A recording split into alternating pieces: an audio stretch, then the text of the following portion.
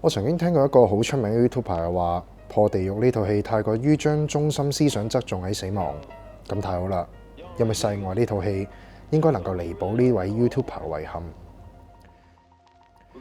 我覺得如果破地獄教識你點樣面對死亡，咁世外呢套戲就係教識你點樣生存嘅一部好作品。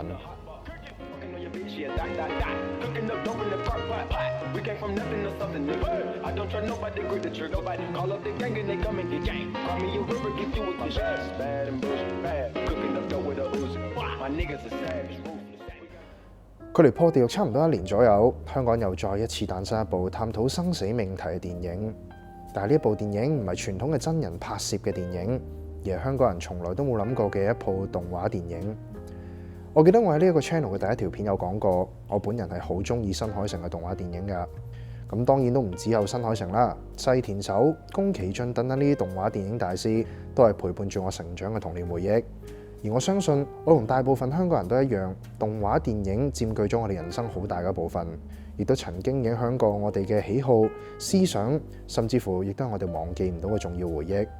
所以我哋更加明白一部好嘅動畫電影嘅製作到底有幾難，有幾唔容易。所以當世外嘅預告終於公佈嘅嗰刻，講真，喺我角度睇嚟，成個香港都為之震撼。我身邊幾乎每一個人都係傾緊幾時去睇呢套戲，加上喺預告入邊睇到嗰啲媲美日本動畫製作水準嘅畫風，足以令到我哋呢啲一早就希望香港擁有一部屬於我哋嘅動畫電影嘅影迷為之瘋狂。畢竟令到我哋魂牽夢繞嘅妄想終於都實現咗啦。但係坦白講，我睇完之後心情係好複雜，亦都係好可惜㗎。可能你會話，喂，難得香港一部可以令到我哋自豪嘅動畫電影，點解你都要選擇潑冷水呢？你真係愛香港電影咩？冇錯，我好愛香港電影，所以我所感受到嘅可惜，更加多嘅係淨係爭少少就完美嘅嗰種可惜。如果我真係從來都冇愛過香港電影，又如果我從來都冇認真看待過香港電影，如果我真係毫不理解香港電影背後嘅辛勞，我絕對唔會二話不說就入場睇呢一套香港難得嘅創作，更加唔會有任何負面嘅情緒。但正正因為我好在乎，我好認真，我知道香港電影嘅唔容易，所以我更加能夠明白香港電影其實有住莫大嘅可能性㗎。而且呢一條片絕對唔係叫你哋未睇過嘅觀眾唔使去睇㗎，反而我要喺度鄭重咁同各位講，你哋一定要入場睇呢套戲。如果你熱愛香港電影嘅話，更加要睇。接返落嚟，我會先兵後禮咁好簡潔咁話俾你聽點解會覺得好可惜，同時亦都會好好咁同你講下呢一部戲喺現今香港影壇入邊到底有幾可貴。而接下落嚟嘅討論非常之可能會有劇透㗎，仲未睇過嘅觀眾，希望你去睇一睇先，跟住我哋再返嚟一齊討論。咁而家沖一杯茶，或者係攞一罐可以令你放鬆嘅飲品，我哋開始慢慢探索呢一部充滿佛教意味嘅作品。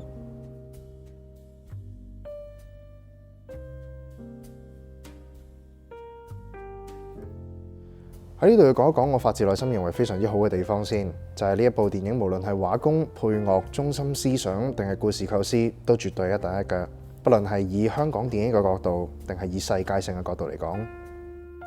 一直以嚟，我覺得香港呢個地方喺藝術創作上面係有啲我哋從來都察覺唔到嘅優勢㗎。而呢個優勢就係所謂總結嘅能力。世外呢套戲嘅分鏡、畫風，定係動作場面嘅處理，即使好似我哋呢啲日本動畫電影迷都可以為之驚豔。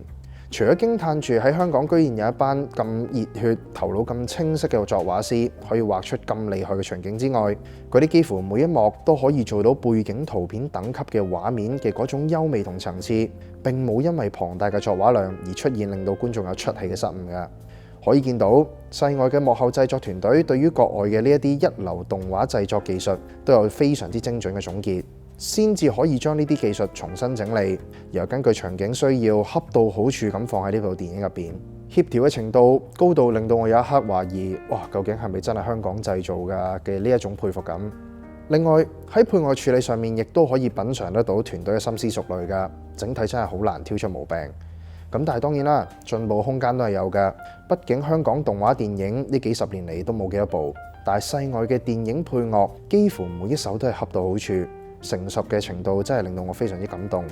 特別係嗰首為人所熟知由陳健安所唱嘅《如果世外見》，去到而家都係我手機入邊不停單曲循環嘅一首佳作。可以見到世外嘅製作真係非常之了解動畫電影嘅重點，以至於佢哋冇喺音樂上面有半點馬虎嘅痕跡。我諗睇過呢套戲嘅觀眾應該都會同我有相同嘅感受，呢個亦都係非常之值回票價嘅地方。除咗上面嘅優點之外，令我更加嘆服嘅係呢一部電影嘅核心思想同埋故事上嘅構思。香港上一部以輪迴呢一個咁充滿宗教哲學概念去拍嘅電影就係劉德華嘅《大隻佬》。雖然《大隻佬》呢一部電影對於輪迴進行咗一定程度上嘅拓展，令到唔少香港影迷嘅印象非常深刻，特別係嗰種日本兵嘅道理，更加係我哋每一個香港人都可以耳熟能詳嘅電影情節。不過嚴格嚟講，《大隻佬》對於輪迴嘅深化程度都係唔好夠，但我哋作為觀眾係完全可以理解嘅，單純就係因為實在太過深啦。同時亦都不利於電影入邊故事線嘅發展，過於完整咁將輪迴喺銀幕上形象化同具體化，並唔係大隻佬呢部戲嘅核心。咁但係世外呢，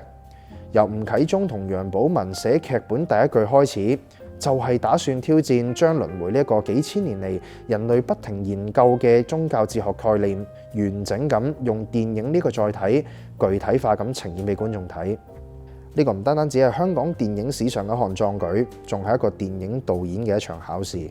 因為唔單止要由零開始憑空想像一個專為輪迴而打造嘅一個架空世界觀，故事嘅發展都要必須符合輪迴呢個哲學條件，而唔可以有唔合理嘅地方㗎。到最後仲要藉住主角喺輪迴入邊嘅種種經歷，將呢啲零碎嘅片段整合成為一個非常簡潔嘅中心思想。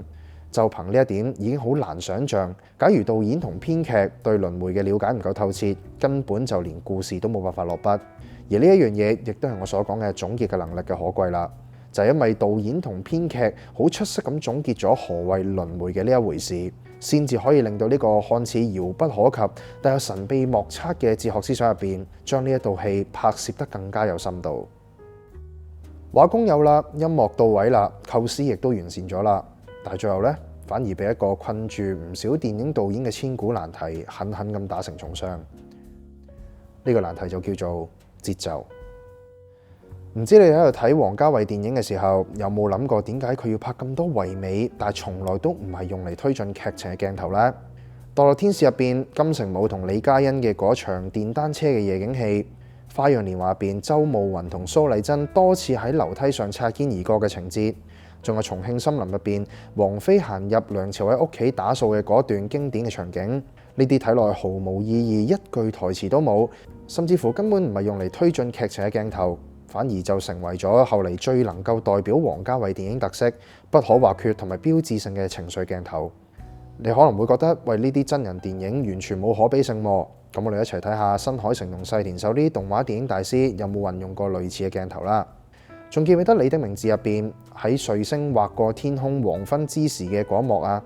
畫面喺日常都市景觀緩慢咁過渡到夢幻嘅山頂霧光，顏色由藍紫變成粉紅同埋金黃，再配以 rap music 嘅音樂，同樣都係一句台詞都冇，只不過係為咗鋪墊出男女主角穿越時空相遇嘅嗰個瞬間。又例如《跳躍吧時空少女》入邊金野真琴發現自己有時間跳躍嘅能力之後嘅嗰個轉場，由現實校園跳到空中俯衝，畫面用快速嘅鏡頭拼接過去同現在，同樣都係一句台詞都冇㗎，但係你作為觀眾反而可以被掀起情緒，代入劇情，彷彿就好似你同真琴都一齊躍進時空入邊。你知道佢想做乜，劇情冇被推進，但係你喺銀幕入邊可以好精準咁捕捉到呢啲電影嘅情緒。發唔發現到啊？冇錯，我想講嘅係《世外》呢一部難得嘅好電影入邊，正正缺乏咗呢啲鏡頭。呢啲用嚟俾觀眾喘息，同埋將自己變成故事中嘅一部分嘅呢啲鏡頭。成部《世外》嘅節奏俾我第一個印象同埋最大嘅感受就係導演好急。我特登喺入場嘅嗰一刻同埋完結之後播放 credit 嘅嗰一刻，都望一望咗自己嘅手錶，其實都只不過係啱啱好2個鐘嘅咋。我一開始以為《世外》嘅剪接、台詞、劇情鋪排會咁簡陋同緊湊，係因為時間限制嘅問題，但好明顯係我多慮啦。因為令我覺得好可惜嘅地方係導演明顯好想將小妹呢4個輪迴嘅身份嘅種種經歷進行穿插展述，再加以深化呢啲身份點樣對於小妹第一世入邊佢對於自己細佬嘅心結嘅嗰種影響，而小鬼又係點樣幫佢解決嘅，再將劇情推進到小妹準備投胎前差少少變成人鬼，然後順理成章咁鋪排出小鬼為咗拯救小妹而向天女提出嘅嗰個1000年嘅承諾，到最後將所有嘢都整合晒，再兜起成部電影嘅情緒，令到觀眾喺小妹輪迴嘅最後一世所經歷嘅故事徹底爆發出嚟。本來呢一樣嘢係非常之好嘅安排嚟㗎，但係就因為過程中缺乏合理嘅剪接轉場，例如一系列本來應該存在住嘅情緒鏡頭，令到觀眾冇辦法代入到劇情，唔單止脫離感好重，仲令到身為觀眾嘅我哋，即使想放空自己去變成小妹都好難做到。舉例嚟講，小妹嘅第一世同小妹第二世，即係鬼公主古蘭嘅劇情，幾乎佔據住成部電影嘅一半時間㗎。我哋觀眾喺電影開頭其實意識唔到古蘭其實係小妹嘅第二世嚟㗎，但係依稀地我哋能夠透過小鬼呢個角色同埋佢標誌性喺肚上面畫圈圈嘅呢個動作，聯想到佢哋兩世之間嘅關聯同時間線上面嘅先後次序。我喺睇呢兩世嘅故事嘅時候，我好明顯地感受到導演係好想用交叉時空嘅手法去鋪排古蘭同小妹之間嘅共通點㗎。不過呢個時候問題就嚟啦，除咗小妹嗰一世有個所謂嘅解釋性對白，去令到觀眾得到世外呢一部電影最基本嘅背景資料之外，古蘭公主嘅任何信息，我哋觀眾一開始係無從得知㗎。而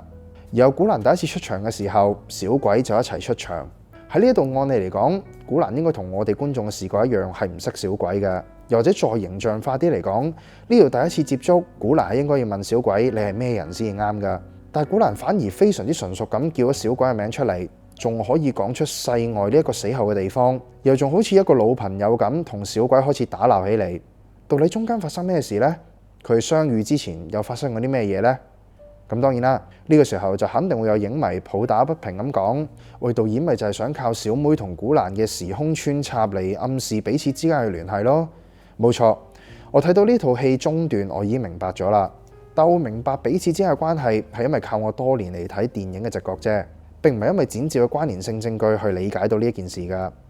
而作為導演，亦都必須要體諒嘅地方就係，絕大多數嘅觀眾對於劇情嘅理解能力其實冇咁敏感㗎。導演可以唔放過多嘅解釋性對白或者劇情，但係轉場嘅聯想空間應該都有啲啩。背景嘅景色、鏡頭嘅運用、音樂嘅連貫，仲有人物角色動作嘅先承啟後。呢啲能夠令到觀眾保持劇情所累積嘅情緒嘅技巧，喺小妹同古蘭交叉轉換嘅4到5次轉場入邊，通通都冇。觀眾嘅抽離感喺每一次嘅轉場裏面，都好似俾導演狠狠咁升咗一巴咁，好唔容易堆疊起嚟嘅共情，喺呢啲咁突兀嘅轉場之間，瞬間化為零。咁嘅做法令到觀眾慢慢產生咗懊惱嘅感覺，令到觀眾喺呢啲原本好正嘅編排構思入邊皺起咗眉頭。深切咁擁有一種我都好想喊啊，咁但係而家又發生咩事啊嘅嗰種苦澀。節奏掌握得唔好，除咗令到觀眾產生強烈嘅情感斷裂之外，連帶住會令到角色嘅行為同對白都衍生出各種唔合情理嘅情況發生㗎。舉個例嚟講，由電影一開始，小妹俾觀眾嘅第一印象就係一個揾緊自己細佬而迷失喺世外世界嘅少女。因此觀眾對於佢喺世外世界所表露出同佢目的完全相反嘅嗰種好奇心，其實完全可以理解嘅。但係同一時間，小妹喺揾緊佢細佬嘅過程入邊，亦都表露咗好多唔同嘅情感，而唔係成日都擺起一副悲哀嘅樣去演晒成套戲。咁其實係一個好唔錯用嚟加深角色設定同層次嘅表達手法嚟㗎。但可惜嘅地方又嚟啦，正正因為剪接嘅問題而導致咗成部戲入邊節奏非常之粗糙，直接令到小妹同小鬼喺世外世界入邊嘅一啲相處過程嘅片段少之又少。失去咗呢啲鋪墊，就導致到成部戲嘅中段，觀眾突然之間先發現，咦，小妹同小鬼嘅關係異常地親近，甚至乎佢哋開始喺世外世界入邊玩捉迷藏嘅時候，無論喺理性分析嘅層面上面，定係情感代入嘅層面上面，都好難以理解。而更加重要嘅係，小妹同小鬼嘅關係係好重要嘅一個劇情推手。正正因為佢關係非常之好，先至會導致小鬼喺戲嘅後半段會因為強烈嘅羈絆感而願意用1000年嘅承諾去拯救小妹嘅。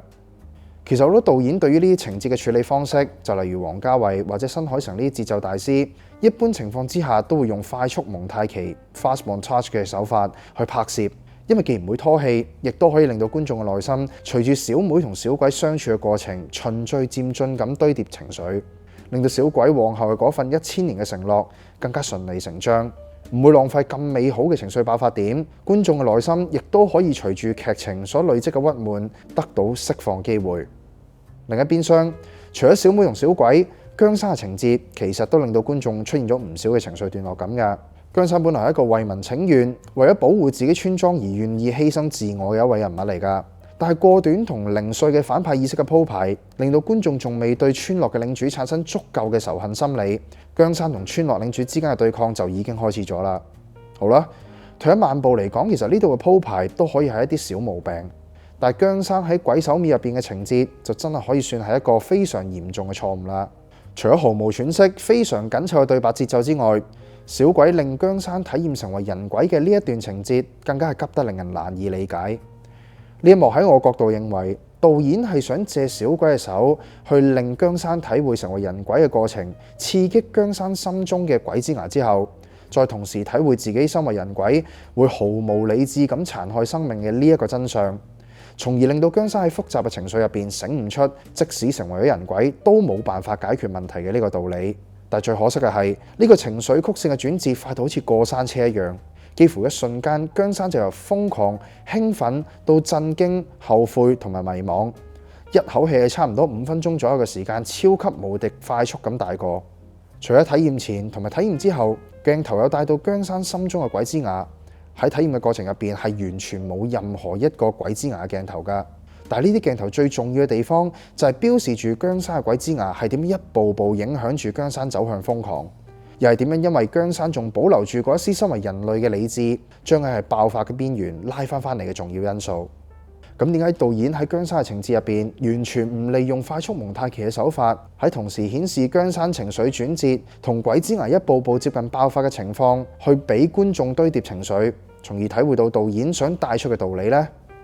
嗱，但係千祈唔好誤會，我唔係講緊我嘅方法係最好㗎，但我希望透過表達我對於呢個情節嘅處理手法嘅一啲少少嘅個人意見，去論證導演喺呢一段本來非常之好發揮嘅場景入邊，佢最後選擇咗嘅節奏掌握其實都係有待改進㗎。如果導演對於姜生嘅處理手法更加成熟，有更多所謂情感喘息或者係有情感節奏嘅鏡頭嘅切換，觀眾就更加可以勻循咁將自己嘅內心慢慢放入劇情。呢個係更加有利於佢哋對於劇中人性嘅描寫產生更深嘅反思。喺2006年由 Daniel Petrit 同埋 Joseph Boggess 出版嘅《The Art of Watching Films》呢一本書入邊有提到，控制電影故事嘅核心就係節奏。節奏決定咗故事嘅流暢度同情緒張力。如果節奏太快，會導致時間線嘅過度壓縮，令到觀眾感覺混亂同埋跟唔上。而快速剪接可以用嚟創造興奮感，但係如果過頭就會破壞咗電影嘅連貫性，令到敘事非常之斷裂。就例如經典黑幫電影《Godfather》嘅交叉剪接，就用嚟示範點樣用節奏去建構情感嘅好例子。但係書入邊嘅作者亦都警告，如果節奏唔均勻，都係會令觀眾出戲㗎。好嘅編輯節奏就係應該要俾觀眾時間消化情緒，而唔係強行咁將觀眾抽離，再直接放入去導演想要嘅故事情景入邊。咁就會營造出一種你好好地瞓緊覺，突然之間有個人將你喺床上面拉起身，再升你一巴，跟住你睡眼惺忪，一臉不知所措嘅呢一種感覺。書入邊更加有個章節正正提及到世外呢部戲入邊最缺乏嘅一環，就係書中第3章討論嘅 character arc compression， 人物成長曲線嘅壓縮。作者強調人物成長曲線係故事嘅核心。如果成長曲線發揮空間被過分壓縮，就會令到觀眾難以產生共鳴，因為角色變化實在太過突兀啦。小妹由揾唔到佢細佬嘅嗰種迷失，再去到因為小鬼一個回憶過去嘅能力，意識到自己因為饑荒而食咗自己細佬，所感受到嘅嗰種強烈嘅內疚感。鬼公主古蘭上一秒仲喺度揾緊殺死自己爸爸嘅兇手，到下一秒又突然之間唔理自己睇到嘅嘢係咪現實嘅全部，就莫名其妙咁黑化。再跳到去花城被攻陷，古蘭喺一片火海入邊，又突然之間醒唔到自己嘅所有嘅過錯，又或者係頭先提到嘅姜生喺體會自己成為人鬼嘅呢一連串情緒嘅急劇轉變，通通都喺度壓縮緊角色本來能夠做得更好嘅成長曲線。更加嚴重嘅係，有啲角色成長曲線亦都因為咁樣而徹底被粉碎。講真，假如呢啲地方都能夠處理得好，節奏放慢少少，多少少展述同埋深化，呢部戲我敢講，絕對係香港近年嚟最好嘅電影之一。而最令我覺得可惜嘅係，世外入邊一幕幕好似藝術品一樣嘅風景，嗰啲令人一瞬間心曠神怡、非常之治癒嘅顏色搭配同埋世界觀，都因為粗糙嘅節奏同莫名其妙嘅急躁剪接而浪費咗。有好多人都喺度笑緊王家衛嘅電影，用數十萬甚至數百萬嘅成本，就只係為咗拍一個滴水嘅鏡頭。但係其實喺電影藝術入邊，呢啲正正就係情感詮釋嘅地方。甚至乎呢啲毫不相關、緩慢但充滿美感嘅鏡頭，除咗能夠令到觀眾能夠停低，先唔好理會劇情嘅推進，慢慢去感受故事世界觀嘅魅力之外，更加一個非常之有效嘅方法，去堆疊觀眾喺劇情推進之中嘅情緒。而世外擁有住一班咁好嘅畫師，佢哋用盡自己嘅熱情同埋對世外呢部電影嘅熱愛，創造出一幅又一幅美輪美奐嘅背景，足以證明世外嘅電影團隊其實有足夠嘅資源去創造呢啲咁重要同埋好唯美嘅情緒鏡頭。睇完晒成部戲嘅我，喺行出影院嘅嗰一瞬間，除咗佩服港產動畫師充滿誠意嘅畫工之外，我內心係滴淚嘅。講咁耐，我基本上將世外呢一套電影唯一嘅缺點都完整咁展述俾各位聽啦。但係呢個缺點係阻止你哋或者係令我勸各位唔入場睇呢套戲嘅原因咩？當然唔係啦，因為呢套戲正正係一封寫俾我哋香港人嘅家書。你可以唔睇咩？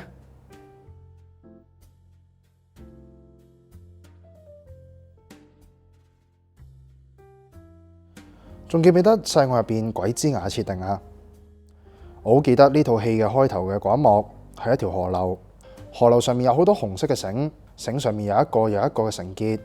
而河旁邊有一啲好似神仙一樣嘅女仔，隨手就伸去河流撈起一條繩，好隨意咁解開咗繩上面所有嘅繩結，解開咗之後亦都慢慢將佢哋放返入河流。呢個時候旁白就響起咗呢一段對話：呢啲繩係投胎轉世嘅人所留低嘅。而喺投胎之前，要拋低晒呢一世所有嘅記憶，而呢啲記憶就會成為繩，而繩上面嘅繩結就係呢一個人喺呢一世放唔低嘅執念、悔疚或者遺憾。解開咗呢啲繩結，就意味住解開咗嗰個人嘅執念。但如果繩結太多，到最後就會產生出鬼之牙。當鬼之牙成熟嘅時候，嗰個人亦都再翻唔到轉頭，因為佢已經唔係人，而係人鬼。呢一段關於鬼之牙嘅設定，我係打從心底裏面覺得真係好美妙噶。佢美妙嘅地方唔係將一啲我哋都聽過嘅道理，將佢講得更加通俗易明，而呢個設定係將我哋呢啲一早知道，但我哋從來都冇見過嘅嘢，好形象化咁呈現出嚟，再從而喺冇任何違和感嘅情況之下，套翻落去劇入邊任何一個角色身上。小鬼係一個世外世界嘅一個靈手，而靈手簡單啲嚟講就係神明。佢哋唯一嘅工作就係引導嗰啲死後進入世外世界嘅亡靈，陪住佢哋去解開佢哋心目中嘅繩結。當時機成熟咗之後，佢哋就會伸出手帶你去離山，再一次投胎轉世。佢哋冇感情，更加唔識咩叫七情六欲，因為佢哋係神明，根本唔需要呢啲嘢。所以當後嚟小鬼遇上咗小妹呢個人類嘅時候，佢哋彼此之間互動先至會咁得意。當小妹話餓啦，小鬼唔明；當小妹悶想同小鬼玩嘅時候，小鬼都唔係好明。而小妹揾唔到自己細佬而好急嘅時候，小鬼更加唔明。不過呢啲咁有趣而且完全相反嘅人物設定，如果你係對佛家學說有一定程度理解嘅觀眾嘅話，你睇到小妹同小鬼之間互動嘅時候，唔知你哋有冇一絲會心嘅微笑呢？笑嘅可能係喺小鬼身上睇到，無論係小妹定係我哋自己身上身為凡人嘅嗰一面嘅苦笑。而家喺你面前有一個杯，你想將面前呢一個杯攞嚟飲水，咁佢就係一個水杯。你想將面前嘅呢個杯攞嚟插花，咁佢就係一個花樽。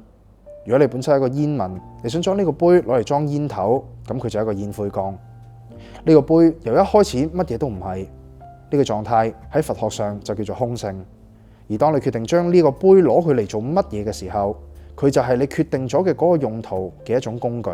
喺佛學上就叫做妙用啦。而當你堅持呢個杯一定係一個用嚟飲水嘅水杯嘅時候，喺佛學上就叫做住相。又若果你同其他人嘅意見不同，而且一定要同你嗰個同你意見唔同嘅人拗，呢一個係一個水杯嘅時候，咁喺佛學上呢個就叫做我執。爭吵嘅過程，你總會有啲壞嘅情緒同埋難聽嘅說話講出嚟啦。咁喺佛學上呢啲就叫煩惱啦。到最後，你同嗰個同你意見唔同嘅人產生咗反感同憎恨，喺佛學上就變成咗偏見啦。而有一日，當你醒咗，回想翻呢個實驗嘅開頭嘅時候，其實呢個精神世界入邊只有你一個人。當你存在緊嘅時候，呢個世界就存在；你死咗，呢個世界就消失。嗰啲人事物、煩惱、糾纏、情緒、謾罵、執着、控制，全部嘅全部，通通都係由你自己所產生，係你自己同自己內心產生咗嘅一種副產品嚟嘅啫。你醒咗啦，腦海入邊突然間浮現咗一句好經典嘅佛教道理：本來無一物，何處惹塵埃呢？唔知道睇過呢套戲嘅各位有冇曾經思考過，其實小妹同古蘭公主所做過嘅抉擇有冇錯呢？我自己就曾經有過呢一個疑問啦，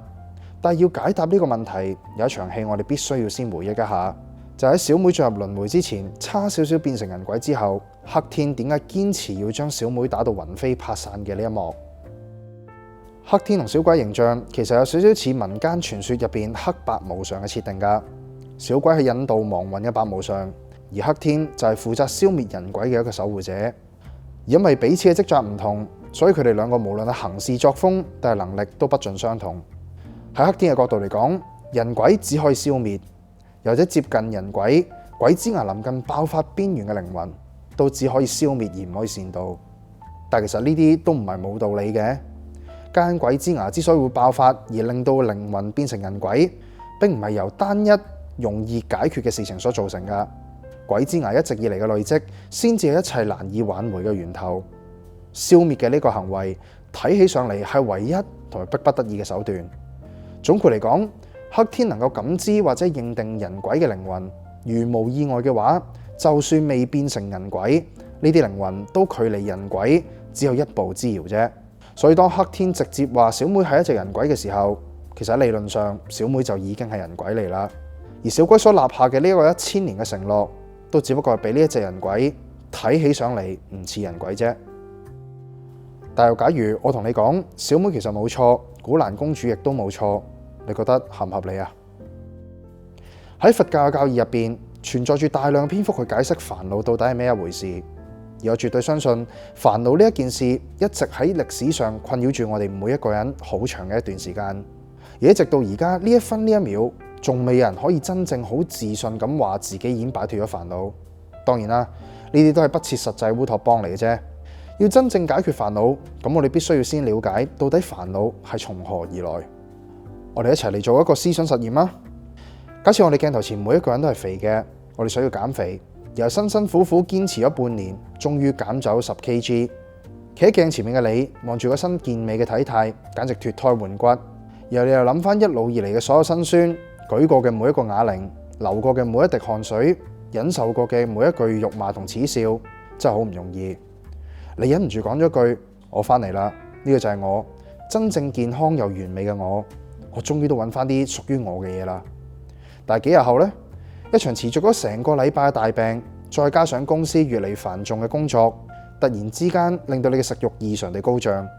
唔單止健美嘅身材完全冇晒，仲肥翻接近15 kg。呢半年以嚟嘅辛勞全部都嘔翻晒出嚟。你披頭散髮咁坐喺屋企嘅地板，呆住咁望住塊鏡，嗰個彷彿同失敗呢兩個字掛鈎嘅嗰個樣，又再一次呈現喺你眼前。你無比嘅內疚，好絕望咁話：點解？點解會咁？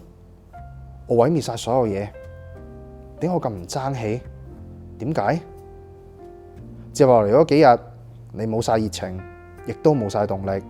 你開始好放肆咁大吃大喝，運動唔做啦，咩戒口嗰啲全部通通都拋低晒。你開始覺得減唔減都冇乜所謂，因為無論你點樣努力，你終有一日都係會搞彎晒所有嘢。你覺得無能嘅自己先至一切嘅根源，而你亦都認定咗自己就係一個咁樣嘅人。朋友揾你出去，你拒絕咗；公司嘅工作亦都越嚟越冇辦法上心同專注，就連屋企人同你聯絡，你都唔好點理佢哋。冇耐之後，你工作又冇咗，屋企人又唔理你，連朋友都全部失去晒。喺呢個思想實驗入邊，你見到啲咩啊？你見到現實中嘅自己，定係你從頭到尾都覺得呢一個你好可笑，而又信誓旦旦咁同我講：我點會咁廢啊？失敗咗啫，重新企翻起身再練多次咪得咯。如果你係後者，咁咁恭喜你，你擁有住非常之健康嘅心態。我已經彷彿見到你人生入邊，可以從來都冇因為挫折而氣餒過半分，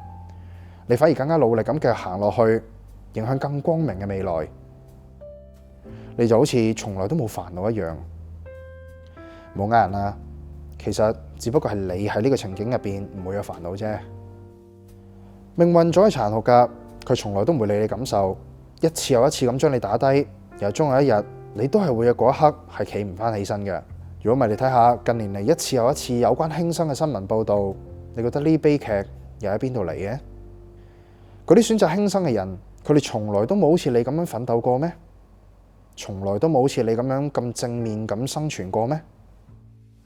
喺佛家入邊有一個概念叫我執，單從字面上嘅意思就好似講緊我執着緊乜嘢乜嘢一樣，其實只係答啱咗一半。而嗰種執着於我乜乜嘅嗰個對象，唔係一件事，亦都唔係一個有形體嘅嘢，更加唔係其他人。重點係你自己。仲記得前面我哋有提到嘅嗰個水杯啊，佢本來就只係一個靜靜地擺喺台上面一個杯啫。因為你要攞佢嚟飲水，咁所以佢就成為咗一個水杯。但係就因為你攞佢嚟飲水，咁呢個杯就永遠都係一個水杯咩？某一日你一樣嘢需要一個空間嚟安置佢，所以你將嗰隻杯抹乾淨之後，就將嗰啲嘢放入去。佢唔再係一個水杯，而家嘅佢就係一個用嚟幫你存放某一啲嘢嘅一個儲存空間啫。同樣嘅道理，而家喺鏡頭面前嘅你，你會覺得自己永遠都唔變？但係而家呢一刻嘅你，可能係一個售貨員，可能係一個清潔工，又可能係一個醫生，甚至乎可能係一個明星。但係請你記住，而家嘅你唔係永恆不變嘅。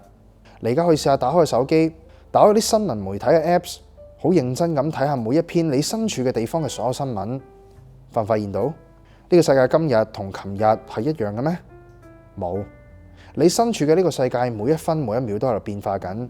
而身處喺呢個世界之下嘅你，又點會係永恆不變嘅呢？道理好似好簡單同埋好直白，咁照你嚟講，如果我哋真係了解同埋接受咗呢個事實，我哋仲會有煩惱咩？而現實就係我哋依然有無窮無盡嘅煩惱，幾乎每一分每一秒都好似想壓到我哋唞唔到氣一樣。點解呢？咁因為我哋從來都冇真正打從心底裏面接受過，我哋係會改變，世界都係一直會改變嘅呢個事實。就好似你認為嗰個你用盡全力愛住嘅嗰個另一半會一直喺你身邊一樣，佢一定會離開你咩？唔知道，但係佢一定唔會離開你，冇可能，因為佢死亡都係離開你嘅一種方式。我哋太過經常將我呢個角色睇得太過重要，亦都經常性覺得我呢個角色係不可侵犯嘅，事無大小都要望住我點樣喐，先至再去要求嗰啲事物點樣配合住我呢個角色再去運作。但係我呢一個角色從來都唔係固定一個樣嘅，因為我哋所存在嘅呢個世界每一日都會改變，但係我哋依然會因為呢個世界不如我哋嘅預期，配合唔到我而感覺到憤怒、悲傷、痛苦，甚至乎係絕望。而呢一樣嘢就係佛教所講嘅我執。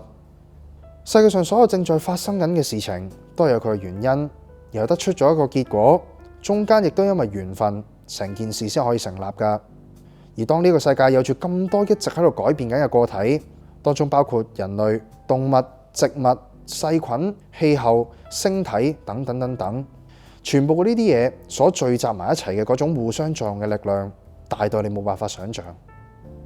你覺得你呢一刻係眾星拱月嘅名人，可能喺你唔知道嘅某一個地方，有某一個人做緊一啲好唔經意嘅事情，產生咗一啲蝴蝶效應，慢慢咁發酵落去嘅時候，呢一件睇落去好似同你毫無關係嘅事情，就好有可能直接令到你嘅美夢一夜之間破碎。你曾經擁有過嘅嘢，同你將會擁有過嘅嘢，都會因為呢一件事情而徹底化為烏有。你唔甘心咩？你覺得呢一切嘅一切都係你嘅問題？唔好傻啦！你可能到咗死亡嚟臨嘅嗰一刻，你連呢件事嘅真正源頭都揾唔到，因為打從事情一開始根本就同你毫無關係。咁你點解要將呢啲同你無關嘅事情孭起佢呢？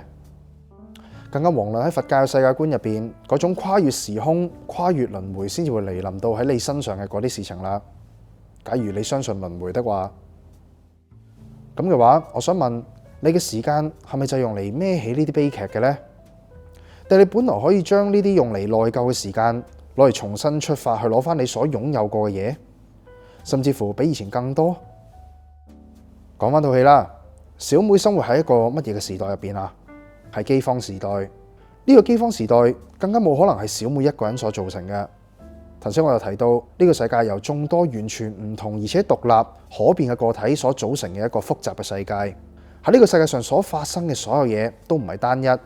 由 A 加 B 就等於 C 嘅呢一個簡單嘅邏輯線所形成嘅。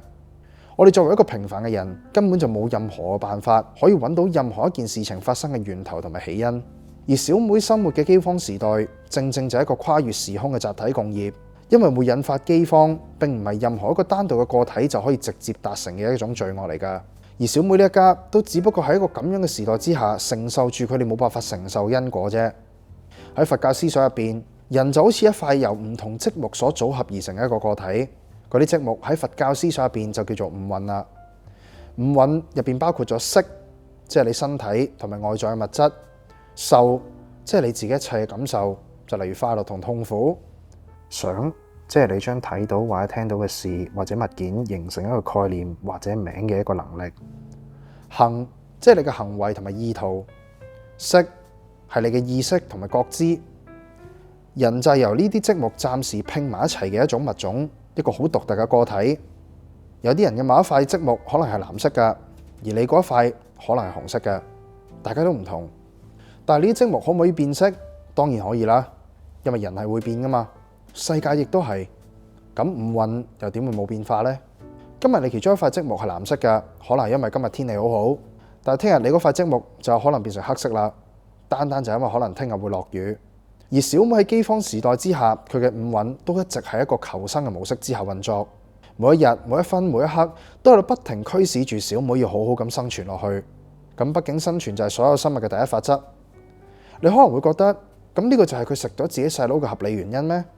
當然唔係啦。咁但係如果我哋仔細咁睇實成件事，所有嘅細節，我哋會知道幾個好簡而精嘅事實。第一樣嘢，小妹嘅細佬係死於疾病同饑荒之中㗎。亦即係死於一個跨越時空嘅集體因果入邊，並唔係死於任何獨立嘅個體手中。小妹同佢細佬嘅死係冇直接而且單一嘅因果邏輯嘅。佢細佬死嘅時候，佢唔喺屋企，而佢細佬嘅病亦都唔係小妹一手造成。第二樣嘢，小妹知道佢食嗰班肉係佢細佬咩？嗱，咁呢樣嘢就有爭論嘅地方啦。小妹可能係知嘅，亦都有可能係唔知道。小妹點解有可能會知道佢食咗自己細佬呢？單純係作為人嘅直覺啫。細佬唔見咗，而喺屋企突然間喺佢翻嚟嘅時候出現咗一班肉，喺佢身處嘅饑荒年代之中，呢個係一個非常之反常理嘅情況嚟㗎。因此，稍為仔細思考，小妹都可以大致推斷到發生咗咩事。但係小妹始終都只係一個細路啫，佢經歷過饑荒，但係從來都唔知道成人世界中嘅殘酷。一個小朋友，你能夠期待佢對呢個世界有幾大嘅想法？佢可能連下一餐能夠食嘅嘢都揾唔到。更加遑論佢嘅五蘊一直咁話俾佢聽，無論如何你都要生存落去。睇下小妹嘅細佬斷氣之後，趴喺窗口對住小妹細佬吞口水嘅嗰啲災民，佢都係成年人，佢哋知道食人係幾咁瘋狂嘅諗法嚟㗎，但係佢哋依然都係因為自己嘅五蘊驅使之下吞咗嗰啖口水。所以曾經喺內心深處認為小妹都係要為咗食咗自己細佬而負責嘅嗰啲人，你真係明白小妹嘅內心世界咩？你真係明白生活喺一個饑荒年代到底係一種咩經歷咩？你可能呢一世都唔會有咁瘋狂人生低谷，咁但係呢個世界上仍然都有唔少嘅地方係存在住饑荒㗎。而基於小妹知道自己食嘅可能係自己細佬嘅前提之下，我哋嘅推論都可以行到嚟呢度。更加唔好講，從劇情嘅鋪排入邊，好明顯咁展示咗小妹係有可能唔知道自己食咗自己細佬㗎。咁呢個情況之下，佢有錯咩？佢冇錯。但係同時都有錯，佢錯在知道自己細佬俾佢食咗嘅嗰一刻，堅持自己係殺咗自己細佬嘅呢一份我執。仲記唔記得黑天講過小妹已經變成咗人鬼呢一個觀點啊？冇錯，小妹早就因為呢一個我執而變成咗人鬼。我唔係話小妹唔應該悲傷，小妹係應該要悲傷㗎。而呢一件事，即使係發生喺我身上嘅時候，我都可能會比佢更加悲傷，情況可能更加慘都講唔定。但我有少少唔一樣，就係我接下嚟會問自己一句問題：我跟住落嚟應該點樣做。遺憾嘅事，其實喺我哋每個人嘅人生入邊，仲會嫌少咩？無論係家人離世嘅時候，你嚟唔切見佢哋最後一面；好朋友意外身亡，冇辦法實現到你同佢之間嘅願望；定係年少氣盛，傷害咗另一半而失去咗畢生最愛。我哋幾乎每分每秒都喺度經歷緊一次又一次嘅遺憾、痛心、悲劇、絕望，甚至崩潰。我哋都係人，一個有血有肉嘅人，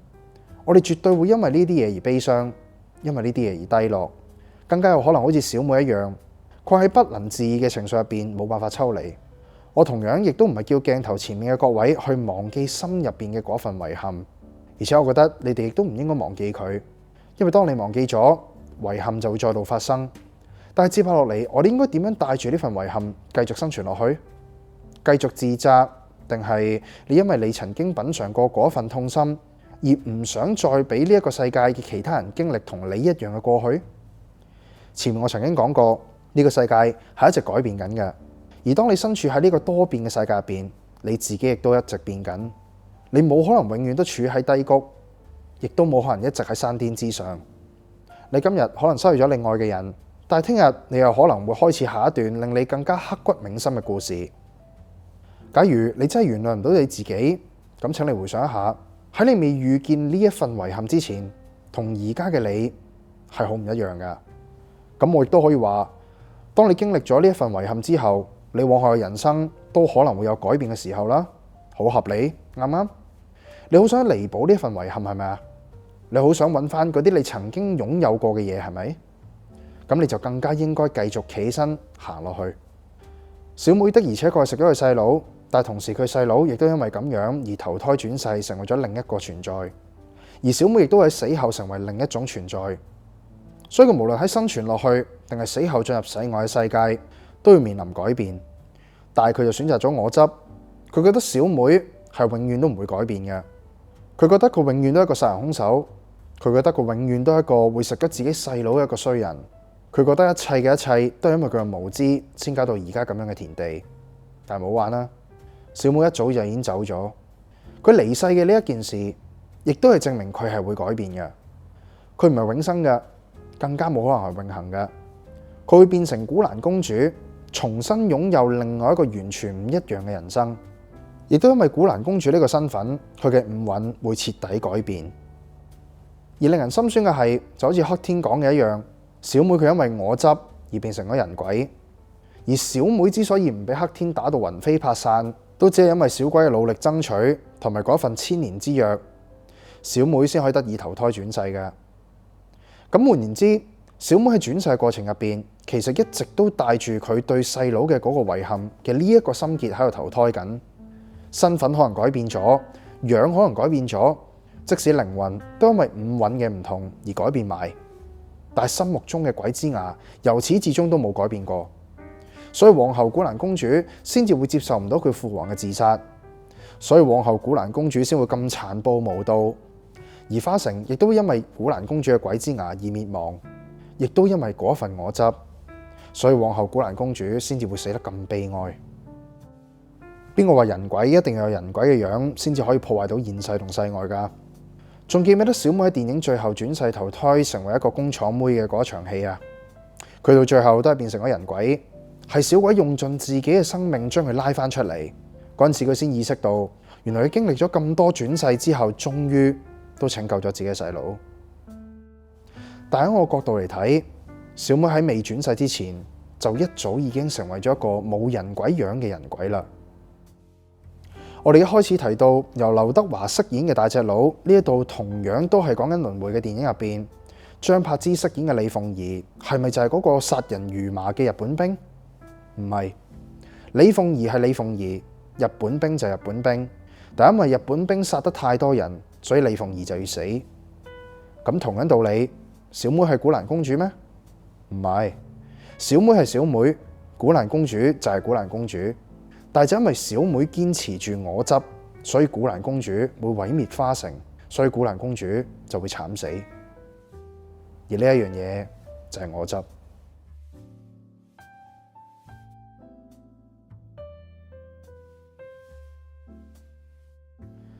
講完小妹，有乜可能唔講小鬼呢？小鬼係一個設定得非常之恰到好處嘅角色嚟㗎，因為小鬼嘅存在，先至可以令到小妹同埋故事中現世裏面每一個凡人顯得更加立體。小鬼係一個靈手，係一個世外世界嘅小小神明，但喺一個角度嚟睇，佢更加似一個單純冇感情嘅打工仔。佢嘅能力、佢嘅性格，甚至乎係佢嘅思想，都只係為咗佢工作而生。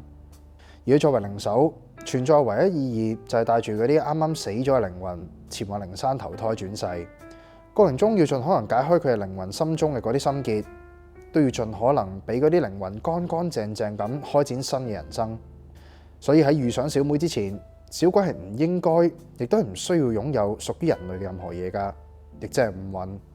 更加唔應該同埋唔需要去嘗試了解人類嘅五蘊。呢啲嘢對於小鬼嘅工作嚟講冇益，反而會產生傷害。佢唔識得乜嘢叫肚餓，因為佢唔需要；佢唔理解點解要玩，因為佢都唔需要；佢更加唔明點解要傷心，因為佢都係唔需要。但係仲記唔記得戲入邊小鬼嗰啲細節啦？小鬼嘅面具同其他靈手係好唔一樣嘅，成日都歪咗，要自己或者其他人幫佢扶翻正。而其他靈手就可以一直保持住個面具喺一個正確位置度。單單係呢一點，導演就已經暗示咗小鬼同其他靈手喺本質上已經有天淵之別啦。因為小鬼天生就擁有住慈心，縱使導演冇充分鋪墊出小妹同小鬼喺世外世界嗰啲基本，但係作為觀眾嘅我哋，肯定能夠推測到小鬼同小妹喺世外世界入邊一定係發生過一啲唔少有趣嘅事情，從而令到小鬼對小妹產生有一定程度上嘅基本感。但係作為一個本來冇任何感情可言嘅神明，小鬼會對小妹產生基本感嘅呢一件事，嚴格嚟講係唔應該嘅。但係正正就係因為小鬼嘅與眾不同，正正就因為小鬼擁有住慈心，令到佢喺電影嘅最後開始會反思人類嘅情感，就更加唔使講嗰個接近奇蹟一樣嘅1000年啦。而呢一種獨特性，亦都令到小鬼去到最後開始咗佢輪迴轉世之路，有咗充分嘅解釋。喺佛教思想入邊，慈心係四無量心，亦即係4種最高級、最廣大無邊嘅心態嘅其中一種。慈心當中包括住慈，即係希望眾生快樂；悲，亦即係希望眾生離苦；喜，即係因為眾生快樂而快樂；同埋捨，即係平等對待住每一位眾生而冇任何執着。慈心唔係一種情緒，亦都唔係一種慾望，因為慈心冇分別心，冇我執，只係單純咁一種主動給予喺六道輪迴入邊一切存在快樂，好似陽光一樣咁嘅心性。更加唔會因為你係我嘅敵人，你係我仇人，所以我就選擇性無視你嘅存在，而唔希望你快樂。真正嘅慈心係好穩定嘅，呢一種心態唔係好似我哋一樣，心情好嘅時候咪有咯，心情唔好嘅時候就煙消雲散，而係無時無刻、何時何地遇到乜嘢情況都好，都一直常在嘅一種思想。試想像一下，你喺超市入邊排隊俾錢，本來好順利咁一個接住一個緊密咁俾錢之後，係可以好快完成晒成個流程㗎。但係企喺你前面嘅嗰人呢，突然間放慢咗手腳，搞到你排隊嘅時間長咗。一般人喺呢個時候可能就已經嬲啦，因而再產生埋衝突。但係帶住慈心嘅人唔會因為咁樣而憤怒，佢只會諗佢可能攰啦，所以先會咁冇精神啫。希望佢開心啲啦，起碼順心如意少少都好啊。佛教經典《華嚴經》入邊有對慈心呢個概念作出更加詳細嘅介紹㗎，更加起名為慈心三昧。第一昧亦即係無緣，代表唔分對象、眾生平等嘅慈心。第二昧就係無量，即係代表冇邊界、冇上限下限，亦都唔係淨係對一人一事，而係對住全世界都存在住嘅慈心。而第三昧就係拔苦與樂，即係代表我嘅慈心唔係淨係幫你離開痛苦咁簡單，仲將我自己嘅能量俾咗你，等你離開痛苦之後都可以得到快樂。喺呢度我舉個例子啦，你喺間公司入邊耗盡千辛萬苦，終於都完成咗公司俾你嘅 project， 但喺 present 嘅嗰一日呢，同你一齊完成呢個 project 嘅同事就喺你面前大出風頭，搶走埋你嘅功勞。一般人喺呢個情況之下，當然會嬲啦，同樣亦都會對自己喺呢間公司嘅前景感到絕望噶。但係擁有慈心嘅人就唔計較呢啲功勞，而係當佢知道個同事因為咁樣而快樂，佢覺得呢樣嘢係值得啦。因為呢個角度睇嚟，計劃完成咗，同事亦都好開心，咁咪夠咯。跟住收工嘅途中，你遇到一隻流浪嘅狗仔，飢寒交迫，你馬上二話不說又衝入去便利店買咗啲狗仔都可以食到嘅嘢，望住隻狗仔食得津津有味，你冇因為咁樣而離開，你踎低身好溫柔咁摸住隻狗仔，同埋喺心入邊誠心誠意咁祝福佢，希望呢一餐唔係你最後一餐啦，希望你可以揾到令你幸福嘅主人，從此快樂無憂。呢一種唔分敵我、唔分種族，淨係想對方快樂嘅想法，就係無緣嘅慈心嚟啦。跟住好快疫情嘅爆發，你好擔心屋企人安危，而你又睇到新聞話，幾乎每一間醫院嘅急症室都因為過量嘅求診人數而爆滿，醫護人員因為過量嘅工作而精神崩潰，受到疫情影響嘅病人都好痛苦，你百感交集，望住你屋企人，同時亦都諗緊呢個世界上同樣因為疫情而備受困擾嘅每一個人，你唔忍心見到呢咁嘅場景，嗰陣時你突然間有一種悲傷湧上心頭，驅使住你喺心入邊默默咁為佢哋祈禱，希望呢個世界上嘅人都可以平安健康，疫情亦都早日退去。呢個時候嘅你，唔分國家，唔分人種，就希望呢個世界上所有人都能夠平安，都可以快樂。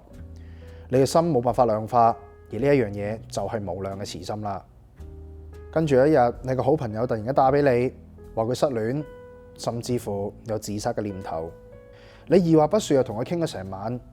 而喺往後嘅日子，你亦都好積咁帶住佢同你自己嘅朋友一齊出嚟食飯，一齊出嚟散心。差唔多半年之後，佢成功行過咗呢個低谷，佢唔再係成日都揦埋口面，個人亦都好動咗好多。慢慢亦都因為認識咗你嘅嗰啲朋友，而感覺到自己並唔係孤單一個。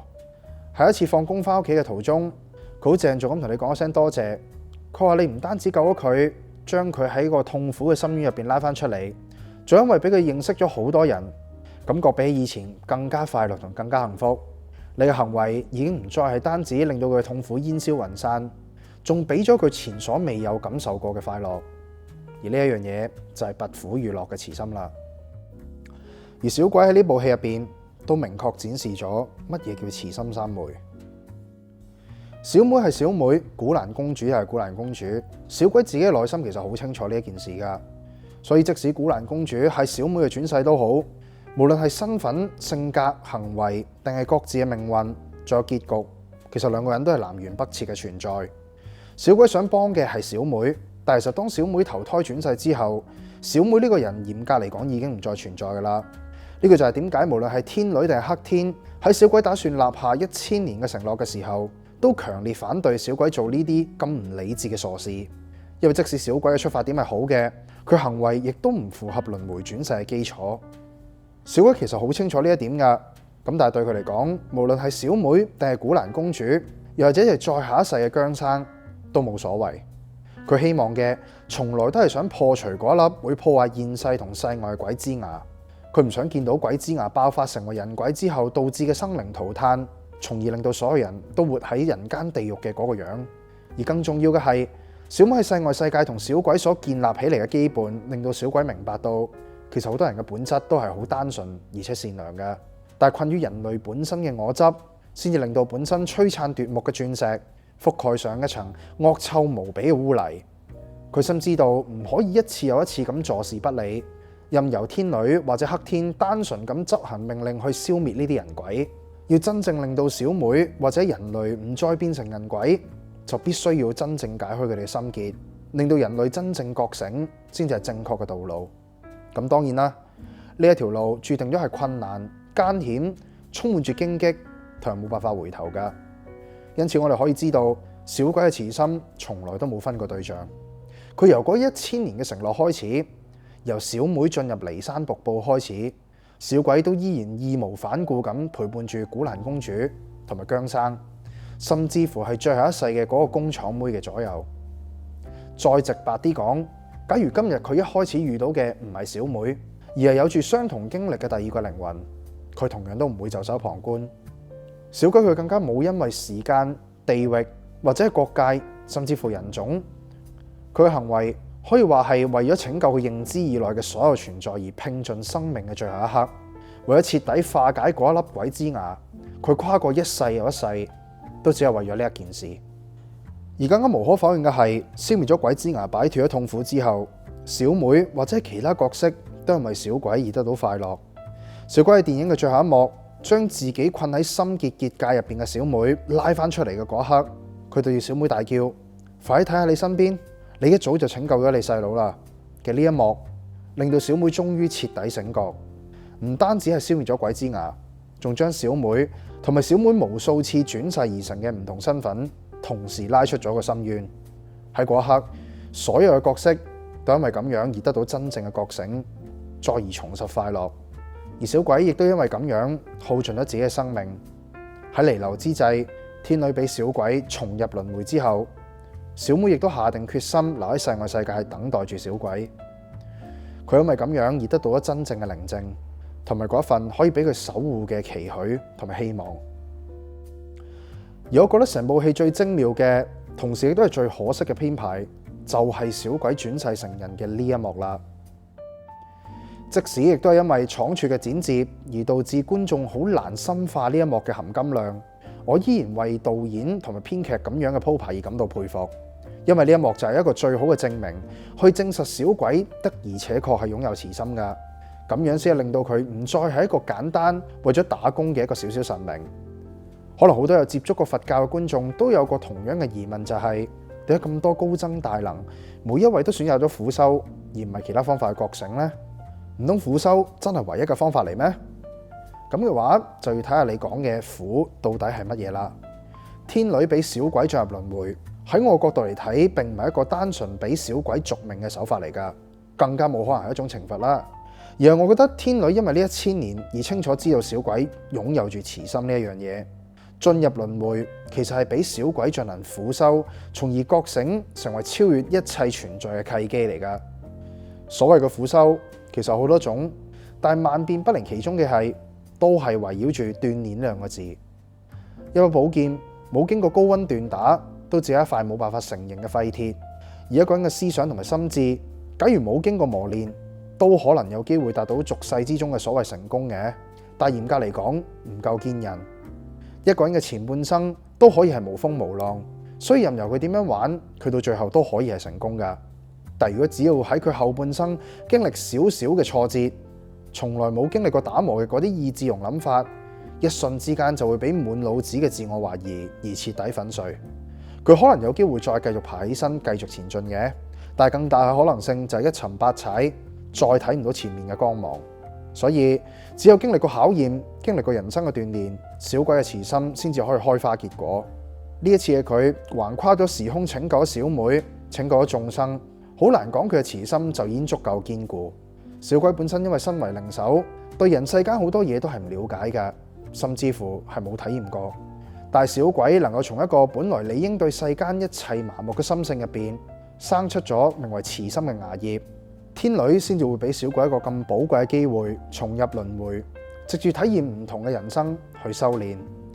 而最終能唔能夠真係成佛覺醒，就真係需要睇下小鬼自己嘅做法啦。但係呢一次，放心，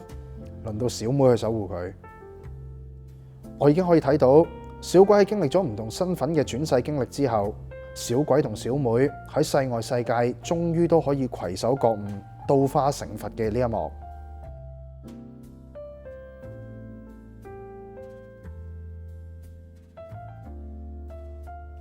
小妹擁有住小鬼，咁小鬼亦都擁有住小妹，所以先至能夠譜寫出呢個咁感動天地、超脫輪迴嘅美妙故事。咁但係我哋呢？點解會話世外係楊寶文同埋吳啟中寫俾香港人嘅家書呢？唔知你哋喺返放工嘅途中，有冇曾經望住香港嘅景色，又問自己一句：到底香港幾時變到咁陌生㗎？現今香港荒涼嘅市道，一早已經令到好多香港人唞唔到氣。街上面處處都係為咗生計而疲於奔命嘅香港人，難得嘅假期反而有兩種結果：一係就攰到喺屋企唔想出門口，一係就要同內地嚟嘅遊客逼到死去活來，完全感受唔到假日嘅真正休閒。而慘淡嘅市道，唔單單只令到我哋呢啲即使喺假日入邊都要苦慮住卡數嘅困境之外，我覺得香港變得更加多嘅係人民倫理嘅消失同埋墮落。假如你話2020年前嘅香港人都仲係會有少少同病相憐而產生嘅一絲聯繫，咁2020年後嘅香港就只係剩低大難臨頭各自飛嘅殘酷，同埋為咗生存而生存嘅本能啦。其實都唔難預知香港會有個咁樣嘅轉變㗎。畢竟物是人非，即使香港都仲係嗰個五光十色嘅外殼，但入邊就充斥住需要修修補補、殘破不堪嘅靈魂。當我哋每一個人都只係剩低聽日應該點算嘅呢個諗法嘅時候，當街上面一件又一件嘅斬人案映入我哋眼簾嘅時候，又當學校入邊嘅學生俾功課同埋考試逼到就嚟窒息，但係無論係自己嘅父母定係政府當局都視若無睹嘅時候，我哋就唔會再顧慮其他人嘅生活，更加唔願意去體諒其他人嘅難處，亦都唔會再去感受每一個喺呢一座城市入邊掙扎求存嘅人嘅辛勞付出。我哋只會在乎我哋自己。因為我係唔可以俾自己墮落㗎。呢個世道，人不為己，天誅地滅。睇下被譽為真人版連登討論區嘅 Fred， 你就可以睇到喺混亂之下徹底放飛自我嘅香港人，人性黑暗嘅一面可以有幾咁不堪。咒罵、衝突、肆意妄為嘅起底行為，甚至乎係充斥住成個版面，令人為之側目有扭曲嘅價值觀，係幾咁令到土生土長嘅我感到陌生而且恐懼。而呢幾個星期所發生嘅輕生案件，彷彿就好似一條又一條鮮活嘅生命，無聲咁吶喊住呢一座城市入邊每一個人打從心底裏面嘅心聲。我受夠啦！但係回過頭去諗，我哋同小妹真係有少少相似。小妹喺第一世直到死亡之後，依然堅持去揾嗰個一早就唔再存在嘅細佬，又係因為小鬼俾佢睇到真相之後，任由心中佢對細佬嘅死嘅嗰個執着生根發芽，慢慢變成咗一隻人鬼，從而影響住接下落嚟每一世唔同嘅身份。呢一樣嘢唔係正正就好似而家香港人一樣嘅寫照咩？香港過去輝煌，現今嘅香港人好執着咁，亦都好小心翼翼咁一點一滴，希望將佢哋揾翻。好似只要香港能夠重回巔峰，我哋本來應該擁有嘅嘢就會莫名其妙咁自動翻返去我哋身邊。但係回過頭去睇，其實而家香港嘅情況，同樣都係我哋每一個香港人所做過嘅選擇所產生出嚟嘅結果。不論好壞，而家嘅我哋更加似係逃避或者係否定當初我哋嘅選擇一樣。嗰種冇可能嘅，香港冇可能會變成咁樣嘅諗法，充滿住絕大部分嘅香港人嘅腦入邊，驅使住佢哋不知疲倦咁，又漫無目的咁喺度揾翻香港失去咗嘅嘢。但係就好似小妹困喺佢自己嘅我執一樣。我哋一樣都困喺屬於我哋香港人嘅我執之中。香港並唔係永恆不變㗎，呢個地球上亦都唔存在任何一個地方係永遠都唔會改變嘅。過去我哋冇辦法重寫，因為一早已經成為咗歷史。但係喺改變嘅呢一件事情上，無論你能唔能夠接受，世界都依然無情咁轉動緊。你心愛嘅人會離開你，你牽掛住嘅事物終有一日都會腐壞。你一直堅持住嘅信念，去到最後都係會因為環境嘅改變而逼不得已埋藏喺你自己內心。你後悔咩？你後悔曾經為呢個城市所做過嘅一切決定咩？我哋有需要去後悔咩？如果香港有一個人，我相信亦都冇辦法知道自己將來會變成咩樣，會遇到啲咩事。咁你呢？好難啦，係咪？你亦都冇辦法知道你下一秒會遇到啲咩人，你身邊會發生咩事。更加唔會知道你下一秒會唔會突然之間成為咗億萬富翁，從此人生徹底改變。經歷住低谷嘅你，亦都唔知道幾時先可以完結嘅時候，點解你可以一口咬定自己嘅人生就咁就玩完？ Life is like a box of chocolates. You never know what you're gonna get. 假如你係《阿甘正傳》入邊嘅 Forrest Gump， 由你腳上面裝上矯正器嘅嗰一刻，你可唔可以預料到你終有一日會遇到一個女仔，能夠用一句說話就令到你從此擺脫殘疾嘅一生，更加令到你因為佢而無悔咁奮鬥？假如而家睇緊呢條片嘅你，曾經有過放棄自己嘅諗法，咁請你聽我講一句嘢。回望過去，其實你內心真正想要嘅到底係啲咩啊？既然我哋身為香港人，曾經為咗呢座城市無悔咁拼搏過，咁接下落嚟，請你哋好好地坐低，沖一杯咖啡或者買一罐啤酒，一路飲一路好好咁問自己呢個問題啦。你哋唔需要再為呢個城市咁費煞思量，因為你哋早就因為咁樣而耗盡咗自己嘅青春。點解唔為自己內心真正想要做嘅嘢而認真思考屬於你自己嘅路呢？我好明白企喺人生路上嘅關卡到底係一種咩感覺。講真，我而家都經歷緊，我亦都因為自己嘅工作、自己屋企人，每一日都困喺煩惱，困喺每一日嘅執着同埋擔憂嘅輪迴入邊。但我更加明白嘅係，我盡咗力，而世界亦都一直改變緊嘅。我而家努力係為咗我自己想要嘅嘢，我想去嘅目的地而前進。我唔知道未來嘅我可唔可以達成到自己嘅夢想，更加冇可能知道我會唔會因為人生路上遇上某一個足以改變我所有嘢嘅人或者事，從而走上全然唔同嘅人生路。而我亦都曾經喺一夜之間一無所有，但同樣地，我亦都走到而家嘅呢一步。所以有一點，我呢個過程入邊學習到嘅就係我可能未必擁有慈心，我只係一個凡人，距離真正醒覺仲有好長一段路要行。但我學識放低我執，我知道只要我堅持咁行落去，成個宇宙都會幫我愛護我。能唔能夠達到目標，其實已經唔再重要啦。因為我曾經努力過，而家嘅你可能度日如年，一個月入邊可能每一日都痛苦到好似行過1000年一樣，但係呢1000年係值得嘅，差少少嘅啫。今次呢條片就到咗呢度啦，中意嘅話希望你都可以俾個 like、subscribe 同埋 share， 或者 comment 你哋對於世外嘅睇法，又或者想我講下其他電影都可以喺下面留言區放低㗎，我會盡量滿足各位。電影毒撚唔係毒撚，我哋下次見。剎那已隔空一輩子，要再等到